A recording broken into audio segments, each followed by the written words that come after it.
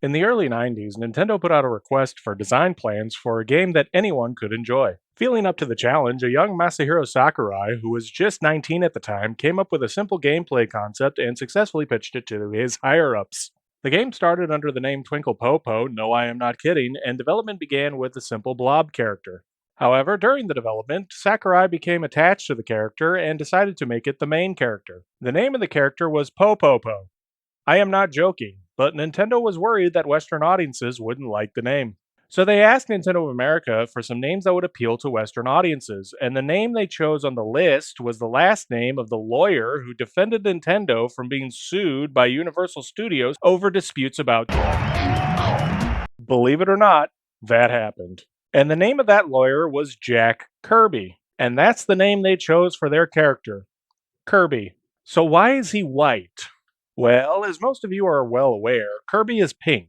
This is the color that Sakurai wanted him to be. However, most of the staff thought he was yellow based on his design alone. So when the game arrived in North America, they weren't given any indicator what color he was supposed to be, and not wanting to take a side in the ongoing debate in Japan, they went with the rogue option of making him white, like how he looks in the game. Although, if you ask me, on the original Game Boy, he looks kinda green to me. Leave it to America to make the choice that no one is happy with. Anyways, our story begins on a tiny star far, far away in a special place known as Dreamland, which is just the equivalent of a country on a planet named Popstar. I always thought that Dreamland was, well, a land in some dreams.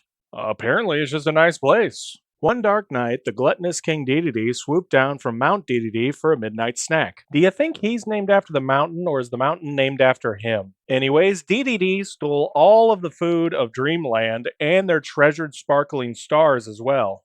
No, anything but the sparkling stars. Have mercy on the people, Dedede. Because the Dreamlanders no longer had the sparkling stars, they could no longer make food. It sounds like a skill issue to me. Get good, scrubs. Anyways, Kirby, who is mentioned to be a child, sees the struggling masses and declares, "Don't worry, I'll get your food and your sparkling stars back."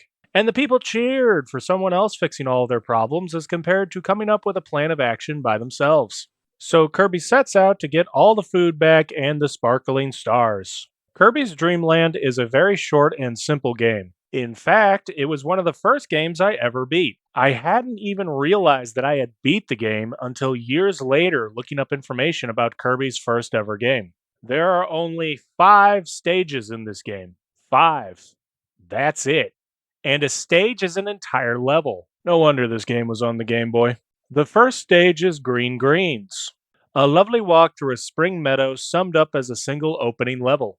Controlling Kirby is really easy. You got your movement, you can jump, you can blow up like a balloon and float around, and most iconically, you can suck up enemies and blow them out as projectiles, just like a vacuum cleaner. Also, when you have an enemy sucked up, you can crouch to swallow the enemy whole, where, according to the Kirby lore, they get sent to a voidless realm where they will drift eternally in darkness. Is it really a Kirby game if there isn't a meta existential threat to all reality? And if you are able to suck up an enemy that has a cool ability and then swallow them, what do you think happens? That's right, absolutely nothing. Kirby's iconic copy ability does not exist yet. Playing a Kirby game without copy abilities can kind of feel like eating a peanut butter and jelly sandwich that has no peanut butter or jelly.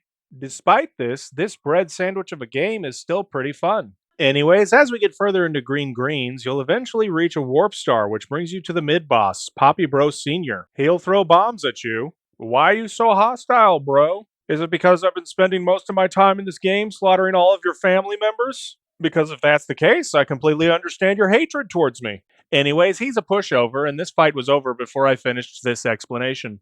The end of the level has you climb up a tree, and once you reach the top of the tree, you fall back down so that you can fight another tree. There seems to be a lot of trees in this forest, which is something one of my friends felt like pointing out as I was playing through this stage. Oh man, there's so much water in the ocean. What's wrong with you, bro? Anyways, now we must fight Wispy Woods. Why are we fighting Wispy Woods? Beats me, but I don't need much of a reason to declare war on trees. Look at those deadbeats, making my oxygen so I can breathe. What, you think you're better than me? Wispy Woods will blow air at you and will drop apples on your head.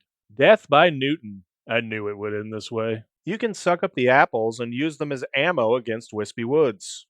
After hitting him 6 times, you'll defeat him and he'll begin crying. Bet you feel like a real man now, getting a tree to cry. Anyways, Kirby can grab some stars, which causes him to multiply into 3 Kirbys who all begin dancing on the sad tree's roots. This guy just can't catch a break. But don't worry, Mr. Woods, I bet this will be the only time you'll be needlessly humiliated by Kirby. Right? Kirby, Kirby, Kirby, that's the name you should know. Kirby, Kirby, Kirby, he's the star of the show. He's more than you think, he's got maximum pink. Kirby, Kirby, Kirby's the one.